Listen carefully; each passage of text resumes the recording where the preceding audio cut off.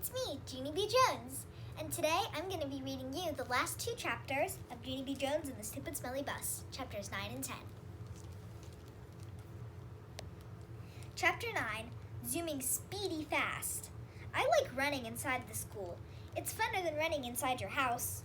In school, you can zoom with your arms out like a jet plane, and you don't knock over the furniture. And also, the head doesn't get broken off your mother's bird statue, which used to be a blue jay, I think. I zoomed straight into the cafeteria, because there's a lot of tables to hide under in that place. Only when I tried to open the door, it was all locked up. And so then I ran to another room across the hall, only that stupid door was locked too. Hey, who did all this dumb locking? I asked. Then I started jiggling up and down, because I have a little bit of a problem, that's why. The kind of problem that's called personal. And it's about going to the potty. And so all of a sudden I had to run down the hall speedy quick, right to the girls' bathroom. Only guess what? When I got there, that stupid door wouldn't open either. And so I kicked it, and then I hanged on the handle, because I weigh 37. Open up, and I mean it, I yelled. But the door kept staying shut. It's emergency, I shouted. And then all of a sudden I remembered about the boy I can beat up, because he had emergency too. And he got to go to the boys' bathroom. And so I zoomed across the hall, and I pulled on the boys' bathroom door. But that dumb thing was locked too. Stupid, stupid doors, I hollered. After that, I started to jiggle up and down very fast. Oh no, I'm gonna have an accident on my skirt that looks like velvet. Only just then, I remembered something else about emergencies. Because Mother told me what to do if I ever need help. And its name is call 911. And so then I ran back to the dangerous nurse's office, because that's where the phone was, of course. And then I picked it up, and I pushed the 9, and then the 1, and then another 1.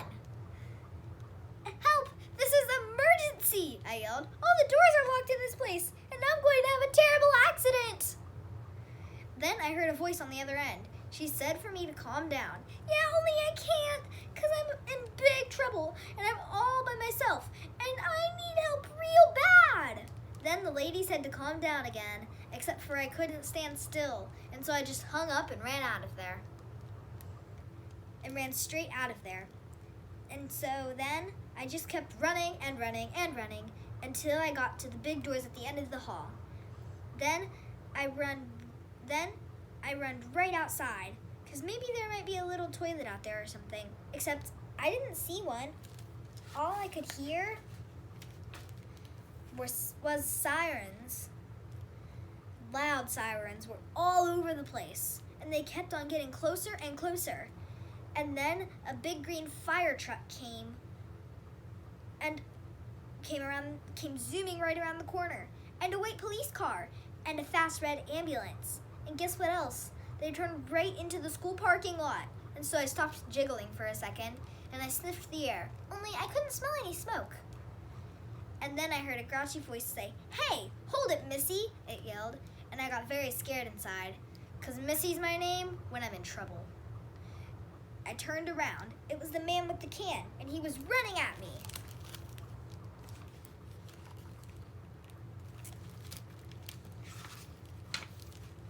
"Hold it right there," he hollered again. And then I started to cry. "Yeah, only that's the trouble. I can't hold it," I said. "I already holded it all I can, and now I'm going to have emergency. And all the bathrooms are locked, and now I'm going to have an accident very quick." And then the man with the can didn't look so grouchy anymore. "Well, why didn't you say so, sis?" he said. Then he pulled a big bunch of keys out of his pocket, and he grabbed my hand. And then he and me zoomed back into the school, speedy fast. Chapter 10, Me and That Grace. The man with the can unlocked the girls' bathroom for me, and I ran right in there. And guess what? I made it, that's what. I didn't have an accident on my skirt that looks like velvet. Phew, that was a close one, I said. Then I washed my hands at the sink, and I looked in the mirror, and the gold star was still on my forehead. It looked very beautiful up there. After that, I went into the hall, And the man with the can bended down to me. "Everything okay, sis?" he said. And so I nodded my head. "I holded it," I said, very happy. Then all of a sudden, there were lots of people running at us. There were firemen and policemen, and there was a tall lady rolling a bed on wheels. "Hey," I said to the man with the can, "what happened? Did someone get run over here or something?" Then I saw Mrs. and Principal and Mother. They were running at us too. And then Mother bended down and hugged me very tight. After that, everyone started talking at once. And no one was using their quiet voices, and nobody was smiling either. Principal started asking me a jillion questions. Mostly, they were the questions about hiding in the supply closet. "I'm a good hider," I told him. Principal acted a little bit grumpy. He said I wasn't allowed to do that anymore. "When you go to school, you have to follow the rules," he said. What would happen if every boy and girl hid in the supply closet after school? "It would be very smushy in there," I said. Then he made his eyes frowny. "But we wouldn't know where anyone was, would we?" he said. "Yes," I said, "we would all be in the supply closet." Then Principal looked up at the ceiling, and I looked up there too, but I didn't see anything. After that, Mother looked at my Band-Aids. "Did you hurt yourself?" she asked. And so I told her all about the dangerous nurse's office, and I showed her the nurse's purple sweater, and she made me give it back. After that, everybody started leaving, the firemen and the policemen, and also the tall lady with the bed. Then finally, Mother got to take me home. And guess what? I didn't have to ride on this stupid smelly bus.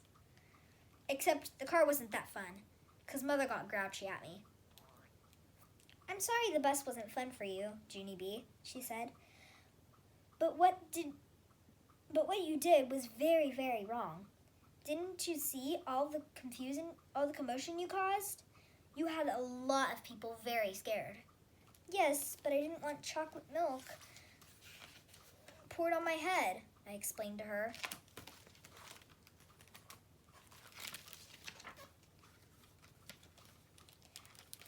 "That's not going to happen," growled Mother, and you can't just suddenly decide for yourself not to ride the bus. Hundreds of kids ride buses every day, and if they can do it, you can do it too." Then my eyes got wet again. "Yeah, but there are some meanies on that thing," I said all sniffly. Then Mother stopped being so growly. "What if you had a friend to ride with?" She said, "Your teacher told me there's a girl in your class who will be riding the bus for the first time tomorrow. Maybe you could sit together. Would you like that?" I made my shoulders go up and down. "Her name is Grace," said Mother. "Grace?" I said. "Hey, I know that Grace. I learned her today." And so when we go home, Mother called that Grace's mother, and they talked. And then me and that Grace talked too. I said hi, and she said hi. And she said she would sit with me. And so tomorrow I get to take my little red purse on the bus, and I get to put it in the seat next to me so nobody will sit there. Nobody except for that Grace, of course. And then she and me get to be best buddies. And we can hold hands, just like me and Lucille. I will like that, I think. And guess what else? Tomorrow, I might like yellow a little bit too. The end. Thank you for listening and reading with me, and I hope you enjoyed the story.